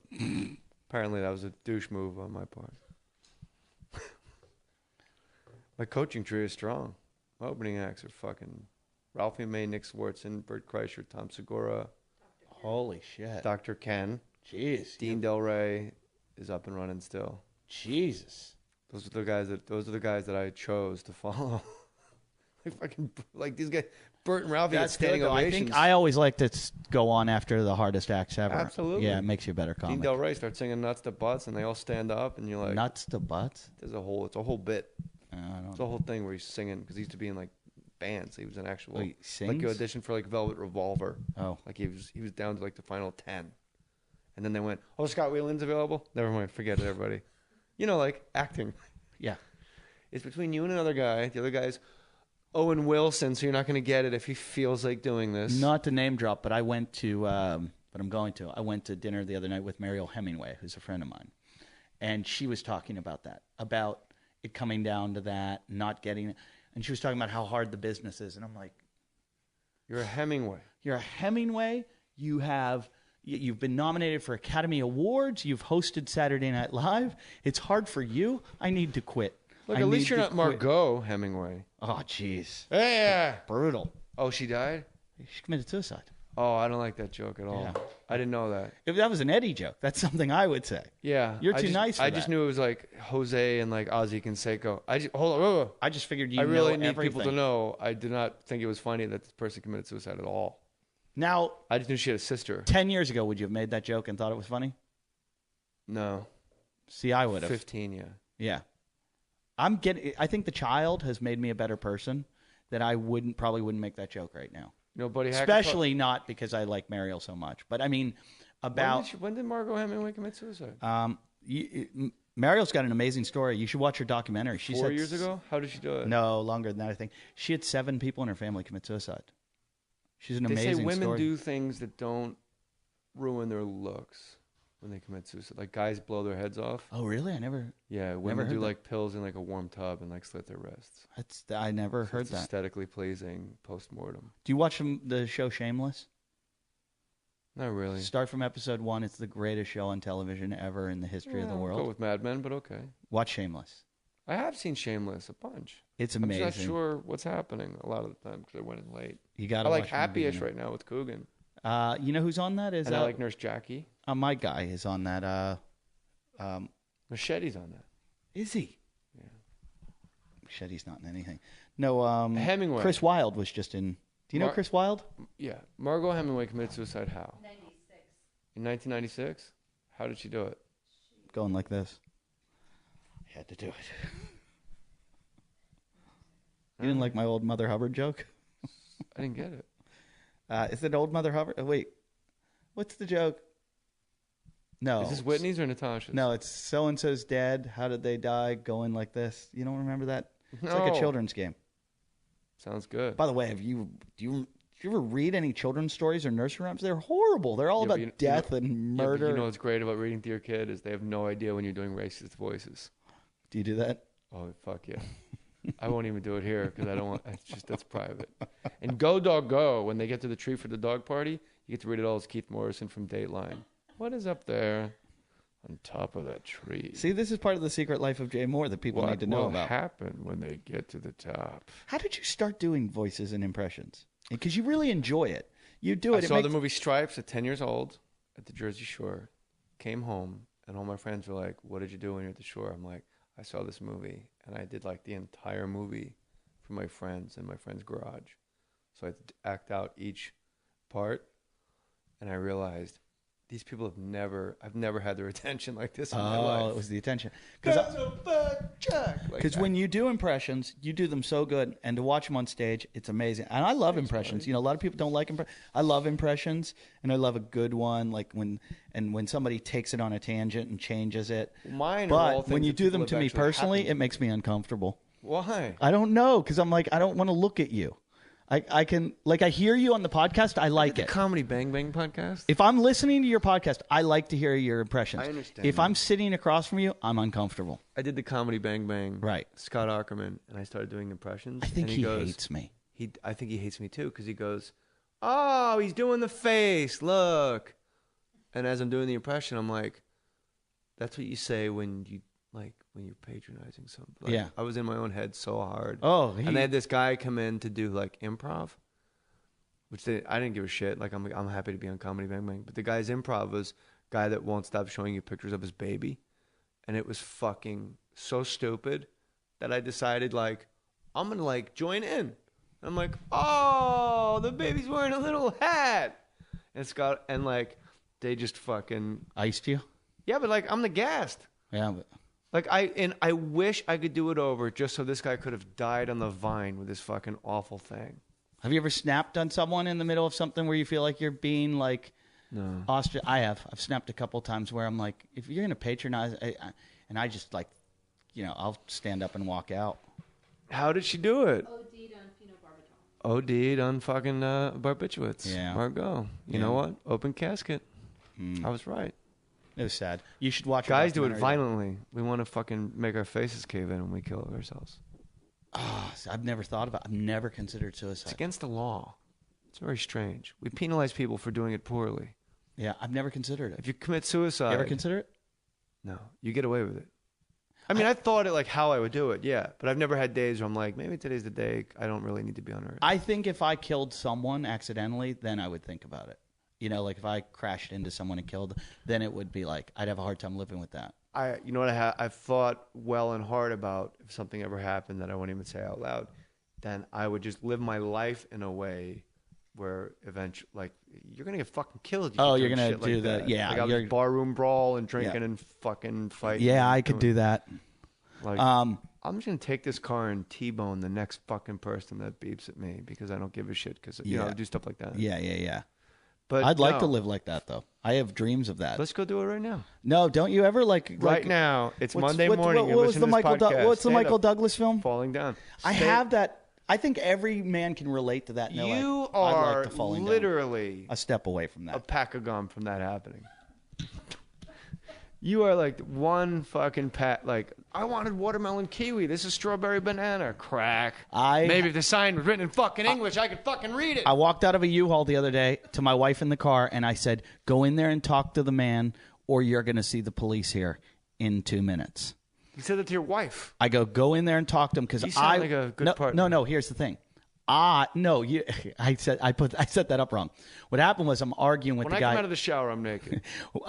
I really am not doing well today. I go in. I'm fighting with the guy. We got one we never aired, but you weren't doing well. Yeah. I'm fighting with this guy at U-Haul so badly. Oh, okay. I go out to the car and I tell my wife, go in and you finish talking to him. Or the police will come. Or the police are going to come because I was this close to snapping on the guy where the police would have been there. I had said to I was trying to get the guy to punch me. I was that man. I sat on a stoop in Manhattan once, and when the coffee's too hot and you got to pour a little bit out, and what I didn't realize was it looked like just I was sitting on a stairwell in Manhattan, like by the MoMA, the museum, and I poured it. But there was a grate, and underneath that grate, one story below, there were guys that had just done like tile work, but it just looked like I was just pouring it like into like the sewer, you know. And this guy comes down and goes, "What the fuck is wrong with you? You know how fucking..." And I go, "I am so sorry. I did not know. I thought it..." And he just wouldn't stop. And I'm like, "No, I don't think you heard me. I am really sorry. You are right. I am sorry. I didn't know. I thought it was just a grate that went into the sewer." He goes, "You fucking bitch." And he didn't stop. And then finally I just stood up. I go, "If we keep talking, the fucking police are coming." Yeah. And we're both leaving in a squad car. And he just turned around and he walked away. So I've said that exactly. I had that with Greg Giraldo. Really? Yeah. Greg Giraldo, one night I walked into the Comedy Cellar. This is like a week ago, too. Yeah. I walk into the Comedy Cellar and he's shit-faced, sitting with Patrice and all the guys. I thought he was sober all the time. No. Are you kidding? No. I thought he was trying to be. He was. He had sobriety, didn't he? Good. I'm being serious. He did for have like sobriety. a week at a time. That's what brought him. That's what brought him down. I know he died of drugs, but I thought that was his whole thing. Was he was sober and he's like, oh. I walk into the Comedy Cellar and he goes, and they're like, people like tapped him and pointed at me, and he goes, "Oh, there he is." And the cellar's tiny. It's tiny, and I was also a young comic in the Comedy Cellar. and I'm sitting there, and it's like walking into Tough Crowd. You know, and I walk in. And but is that a fair description it's very tough. You could, if I went, "Hey, do me a favor right now, jump," you'd go, "I can't." Yeah, it's I hit my head on stuff. And there's, for anybody that doesn't know, it's been talked about on every podcast. There's a table that's comics only. There's a sign on it that says comics only.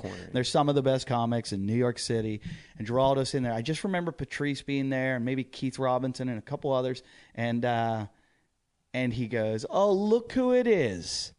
Look who it is, the guy who stole my joke." And I go, "What are you talking about?" And he goes, "You stole my joke." He goes, "I'm sitting at home with my baby watching Premium Blend on Comedy Central, and who comes on but little Eddie Ifft doing my bit?" And he goes, I was so shocked. He goes, "I almost threw my baby or dropped my baby or something like that." And I go, "What joke?" So he tells me his joke, and I go, "It's not the same joke." And we start arguing it, but I can't win in front of everybody. And the funny thing about it, so we start fighting and arguing, and I'm going, "It's not the same joke, blah, blah, blah." We're going on, and he's like, "Fuck you, that's my joke, blah, blah." And I said, "Clearly it's not," but no one will defend me because they're enjoying the fight. You know, it's like a schoolyard. They're like, "Fight, fight, fight." I'm like, "Guys, help me out." He's telling, he's like, even down to like, it was a joke. I remember the joke. It was like, I said, "I'm on the internet." It's right when the internet came out. I was like, "I'm on the internet all the time. I'm the queen of the lesbian chat lines. I'm on there all the time going, play with my tits, blah, blah, blah. Now touch my dick. Oh, backspace, backspace, backspace. I mean vagina," or something like that. Some shitty joke. And Giraldo had something, and he goes, I even type in mine. And I go, "You don't own typing like air typing. You know, that's like going, I play guitar." You would have to, that's the whole thing when people accuse people of stealing bits. Like, what you're saying is, I went and saw this person do stand-up comedy. So already it's 99% impossible that I went and saw a show of another comedian and sat and watched them. Well, the truth is, though, but like I worked with Greg all the time. Today, 2015, you saying like, "Hey, you stole that bit from that person," means that I went to a comedy club and watched another. The only time I'm ever in a club is when it's me and a guy that's maybe a local guy or Dean Del Rey. So already we're operating at 99% impossible. And then I watched him do a joke, and I said, I'm going to do that. I like the way the audience responded to that. I'm going to take what he said, and I'm just going to say it. I'm going to steal that joke. So, like, when you say, like, to the listener, like, hey, that guy stole that fucking bit, like, you really...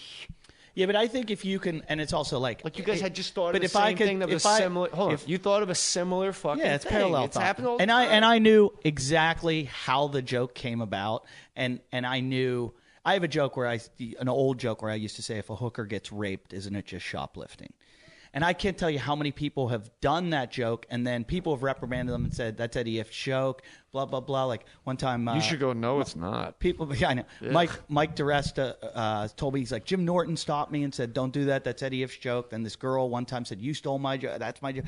And it's like, no, one comic said to me, he goes, I have that in my notebook. I'm like, it's a parallel development. I'm not going to accuse anyone of stealing that. It's a dumb joke that came. But this joke... I was sitting in my dad's office when the internet first came out when I was like, 22 and figured out how to get on the lesbian chat lines and talk to women. And I was doing it, to jerk off and to getting girls. Like I pretended like I was a woman. So I really did that. So I wrote the joke about really doing it. And, if I had sat down with Geraldo, I would have been able to stole explain. the air keyboard. And that's what really incensed him. So, but it was funny. So, but going back to about getting angry, Geraldo calls me the next day and goes, hey, I understand you didn't steal the joke. And I go, and we almost went outside. Like I was going, let's go outside right now. Because I was with a girl like on a date and he's like doing this to me. And everybody's coming up to me going, you let him do that to you? You let him, he just made you look like a pussy in front of you. So I was so angry and I was like, fuck him. So the next day he calls me on the phone and he goes, look, I want to apologize. And I said, what? He goes, I want to apologize for, I know you didn't steal the joke. He goes, I was drunk last night. And I shouldn't have done that. And the guys were egging me on. Before you got in the club, I mentioned that I saw you. And they were all like, get him. And he goes, I feel really, he didn't say I feel really bad. He goes, so I'm saying I'm sorry. And I went, all right, Greg. I said, I accept your apology. But I go, you accused me of stealing your joke in front of the entire Comedy Cellar. With a lot of comics I respect. And now you're apologizing in front of no one. Right. And I said, I would appreciate it if you would apologize. And he goes, fuck you, and just starts screaming over the phone. He's like, I'm gonna fucking kill you. And I was like, fuck you. And we just start yelling back and forth. And I was like, fuck you. We made up later. I mean, I had some good times with Greg after that. But I remember a couple of mercurial young men hanging out with him. I wasn't there. You know why? Didn't hang out. Exactly. That's May what I'm saying. 21st, Laugh Factory, Chicago. Eddie Ifft, always good to talk to you. Always great. You know why? Because I can fucking rely on you. But you're a secretive guy. Watch this. Put your name on it. He's doing. He's such a weirdo. He's secretive. Always does that. What? This is how he Drops exits. and runs. This is how he exits the podcast. Now I got to leave on my own. He doesn't even walk me out. Yeah. No, come on. He left his dogs out here. He won't do this.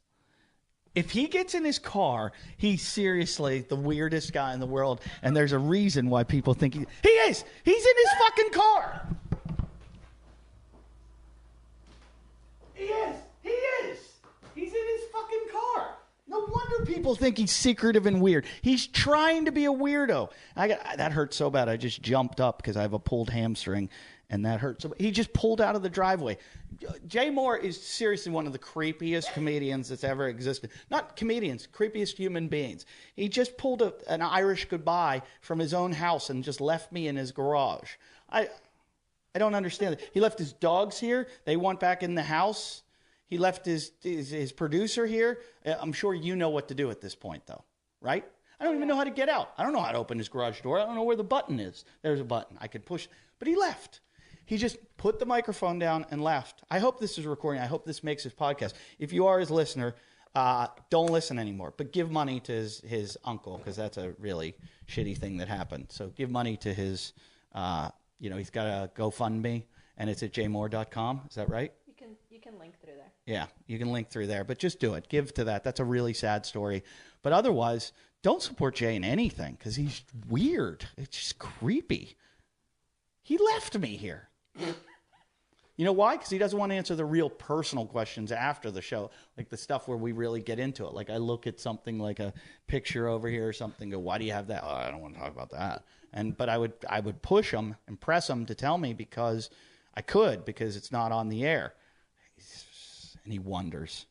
He wonders why there's all these rumors about him. Of course there's rumors about him. He gets in a car and drives off like a serial killer.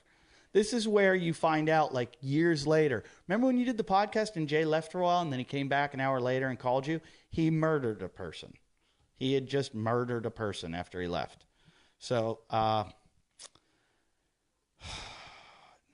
don't know what to do. I don't want to be weird like him. I want to say goodbye to his fans and tell them that if there's another podcast you want to come over to, you can go to Eddie Talking Shit or The Bingle Show or Wadcast Podcast if you actually enjoy CrossFit or making fun of people that do CrossFit. It's a very popular one. But go to Eddie Talking Shit. That's my favorite. All right.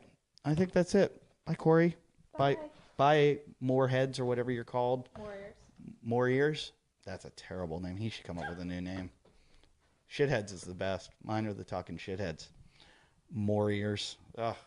I'll tell you where your Mohr Ear is right now. He's murdering a family.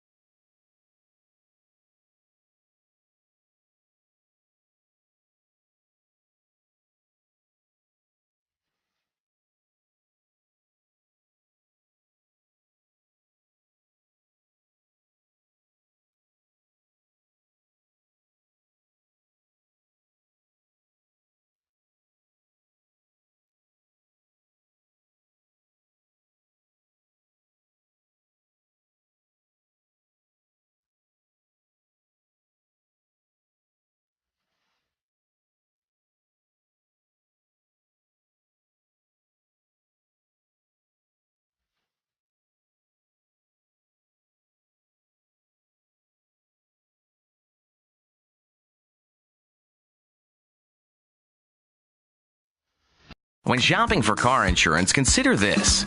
Geico has been saving people money on car insurance for over 75 years. So if you're serious about savings, it's simple. Go to geico.com. After 75 years, they know how to save you money. Put your name on it. Just put your name on it. That's all I say. Be a man or a woman. Put your name on it. Well, I'd like to hear about it, potheads. How the fuck you gonna know how to be great if you don't study greatness? Look at the game tape. Donuts. If you want a battle, it's either that you will or you won't. You know, you're not a bad-looking man, Mr. Gals. But you are, Blanche. You are in that chair. There's something wrong with us. Something very, very wrong with us. Hey, man!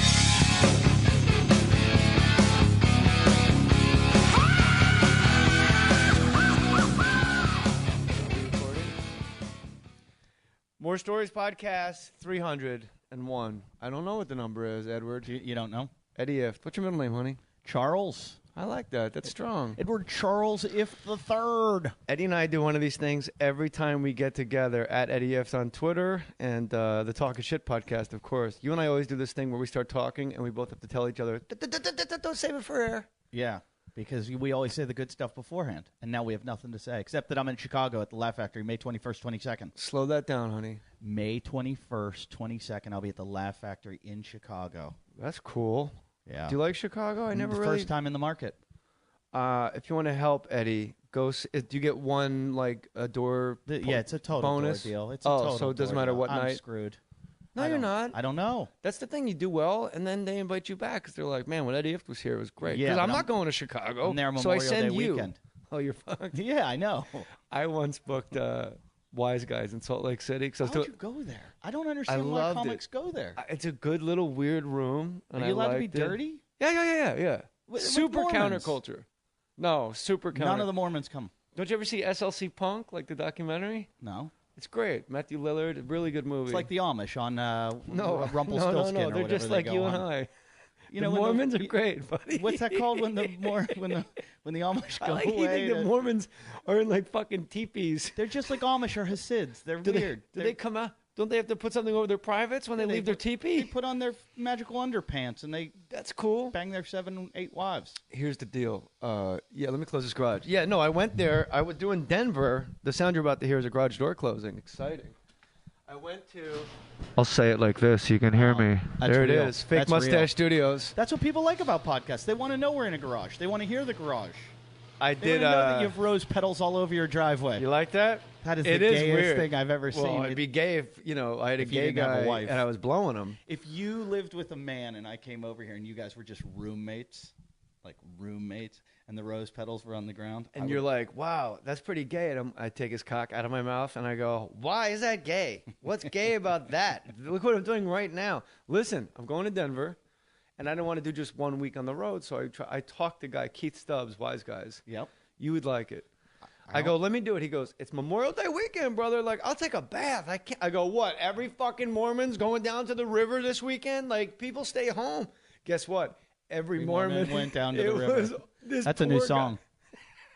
Every Mormon. It goes Springsteen's newest. So, yeah, the guy really took a bath, and I felt so bad because I talked him into the date.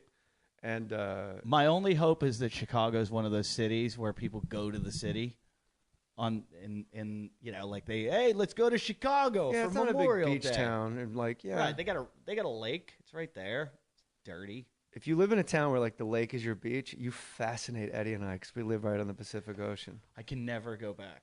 I can never go anywhere near another place that doesn't have a coastline. Let me tell you about my Amazon banner at jmoore.com. Edward Charles Ifft. New dad. We're going to get down. The third, really? Yep. And I was going to name the fourth just because my dad gave me a guilt trip. And your wife said, and I had a daughter. I had the boy name. She had the girl name. Is your daughter's name Jennifer DeChristopher? No. Because that's my Amazon banner person. Is it? If you want to help this podcast, what'd they buy? Hey, go to my website. You're a stand-up comedian. You live this great life. Why can't you pay the money yourself? And they don't get it. Yeah, they don't realize that me and my wife put her up in a hotel for the last month because she has no place to live. People don't understand that everybody lives, no matter how much money you have, you're living month to month, whatever it is, week to week.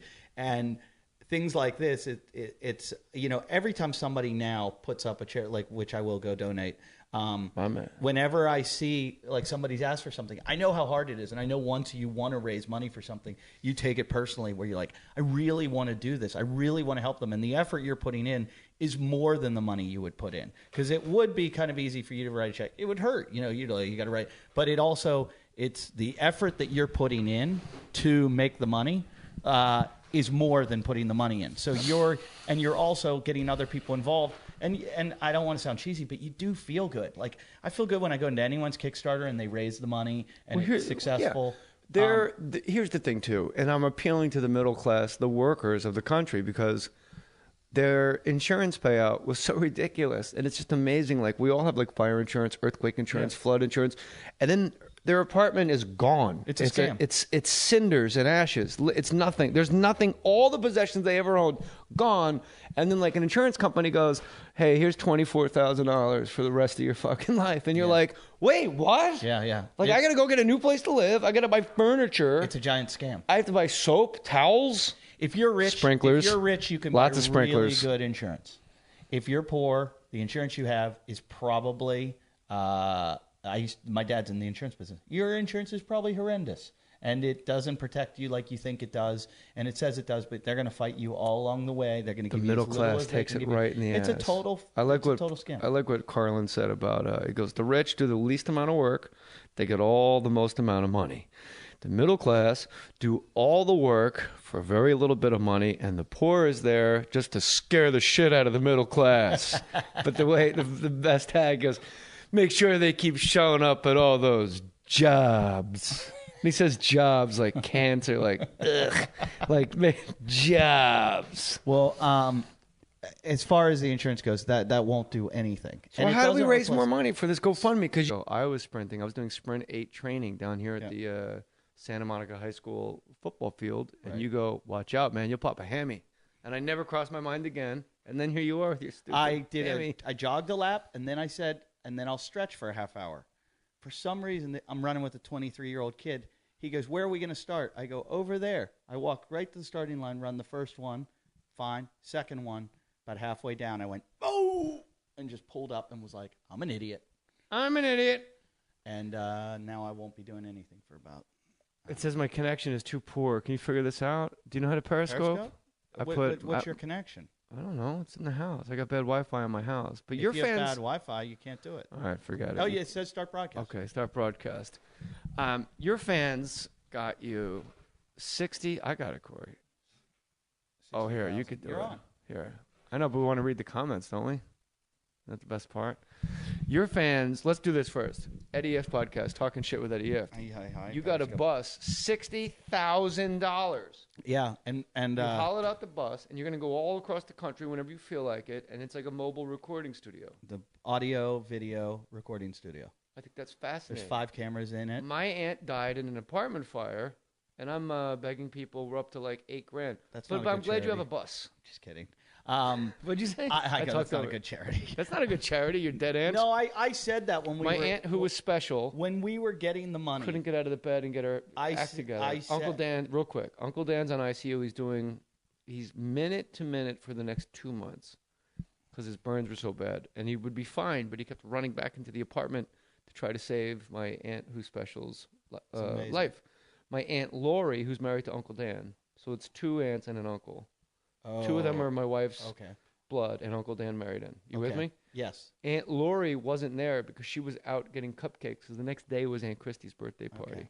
So she died happy that day. So I have a GoFundMe at jmoore.com. Please go there. Put in some money. Put in $50, $20, $10. Eddie Ifft, you are the master. You got $60,000 for a bus. Here's what I'm going to explain, and Kevin and Bean did this very well when I was asking. A lot of people look at you and think, Jay Moore, you're a movie star. Amazon off your toolbar on your website. Clear your cookies, I'm told. I don't know what any of this means. Go to jmoore.com. Hit the Amazon banner. Buy stuff. Email me what you bought. Hey, Jay. Jennifer to Christopher. Hi, Jennifer. Hey, Jennifer. Thanks for all the great podcasts and all your movies. You're welcome. I placed an order today with Amazon, and I finally remembered to use your banner. That a girl. I ordered cupcake boxes and inserts, cloud cutters for fondant decorations, and a set of animal cookie cutters. Such a difference between your fans and mine. All these are from my cupcake and specialty cake shop, the Little Cake Bake House in New Jersey. Hey, everybody in Jersey, hit up the Little Cake Bake House. Jennifer to Christopher. I live in Rockaway, not too far from where you grew up. Thanks again for all the laughs. I'm pulling for Uncle Dan, too. He seems like such a beautiful soul, and I hope he makes a full recovery. I'm currently going through my own long-term physical therapy, and as bad as it is, I can't imagine what he's going through. Love and prayers, Jennifer. Jennifer, I love you, and my wife loves you very much. We love you so much. Thank you very much. You have such nice fans. That was such a nice... I have... My fan would be like, I just bought 4 feet of PVC pipe to make a bomb, and... talking shit fans? Yeah, and I've got an AR-15. Got you a bus. Yeah, they did. We got to talk about this before we crack into your newfound parenthood, which I think I know from having a baby, you sitting in my garage on a Saturday, we might as well be at in Vail for 2 weeks. I was just thinking that. I was like, I am on vacation right now. Yeah, I believe me, buddy. Even with my popped hamstring. Popped a hamstring. You popped a hammy? There goes your combine. You ever popped a hamstring? No, I tore. Oh no, I didn't tear it. I pulled a quad so bad, and the pain was so bad, I actually vomited. It's kind of like it's kind of like the kid in Ferguson when he got shot. That's what it feels like. I think it's exactly. It's what it feels like. That's what I love about you is your analogies are so right on. When you pull a hamstring, it's like being shot unarmed by a police officer in Missouri. Exactly what it felt like. Did you know Ferguson's my middle name? Is it? Yeah. I did the whole pull up. You know, I was running yesterday doing hundreds, and why am I doing hundreds? Why am I stay in shape? But why am I sprinting? No, but you know what's weird is 4 or 5 years ago.